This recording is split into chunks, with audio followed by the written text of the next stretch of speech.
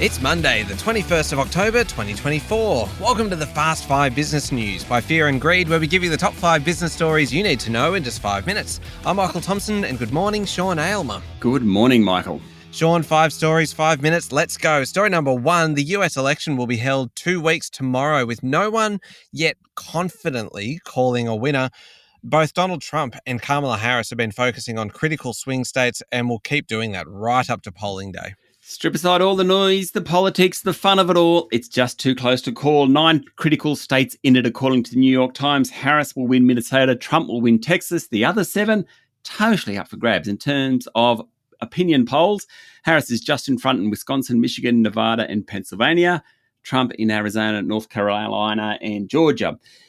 What are the big issues? The economy is the big one. Trump said he'll lower interest rates and inflation. Harris is very much focused on food and housing costs. She wants to ban price gouging by the supermarkets. We know that, well, it's very familiar to us here in Australia. Abortion and immigration are 2 other really big ones. Abortion, where Harris really has the lead in terms of public opinion. Immigration, where Trump does. Taxes, trade, foreign policy, they're all part of it. But at this point, it's much too close to call. Sean, the win will come based on impressions. And Donald Trump, this is really quite extraordinary, has said he'll tell Rupert Murdoch to stop allowing negative ads about him running on Fox channels, adding that the one-time Australian should actually help deliver victory in the presidential election next month. So much for the independent press. Speaking on Fox and Friends over the weekend, Trump said he'd tell Murdoch to keep horrible people off the air to help his campaign. I'm going to quote him. I'm going to tell him something very simple because I can't talk to anybody else about it. Don't put on negative commercials for 21 days and don't put on these horrible people that come and lie. I'm going to say, Rupert, please do it this way, and then we're going to have a victory because I think everybody wants that. Story number 2, it's been a massive week for auctions, Sean, with more than 2,000 dwellings up for sale across the nation. And the result? Solid, but not spectacular. Yes, look, the preliminary clearance rate came in at 67.4%, up from 66.6% last week. But the actual numbers of results is a bit low. So it's actually hard to know quite how accurate that preliminary clearance rate is. Be interesting to see. Melbourne came in at 69%, Sydney 70.5%, Brisbane 48%, Adelaide 72%, Canberra 56%.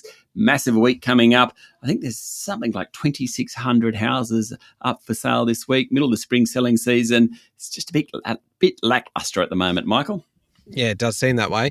Story number 3, BHP and fellow iron ore major Vale have offered $45 billion to end ongoing legal fights over the 2015 Samarco dam disaster.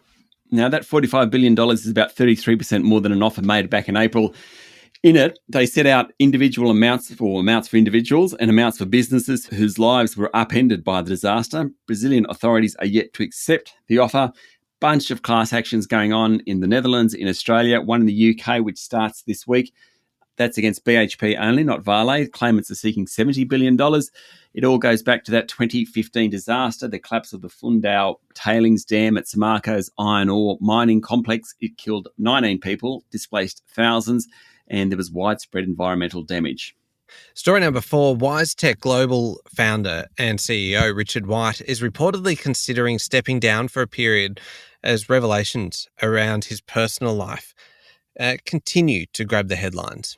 Plenty in this. It began in a dispute between Mr. White and wellness entrepreneur Linda Rogan. The latter claims that Mr. White wanted to have a sexual relationship with her in exchange for investing in her company. There was a $13 million Vaucluse home in Sydney involved, allegedly bought by Mr. White for Ms. Rogan, but then sold at a loss.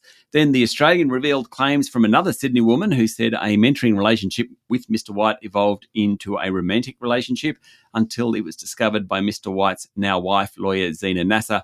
In the meantime, Ms. Nasser and Mr. White have married. They've also had a baby. So far, the board has backed Mr. White. Now there's talks of a leave of absence. Shareholders are worried. Mr. White says it isn't happening. But of course, that might not be up to him. WiseTech is one of the best performing stocks on the ASX this year, but it lost 7% in the last 2 sessions of last week as all this news emerged.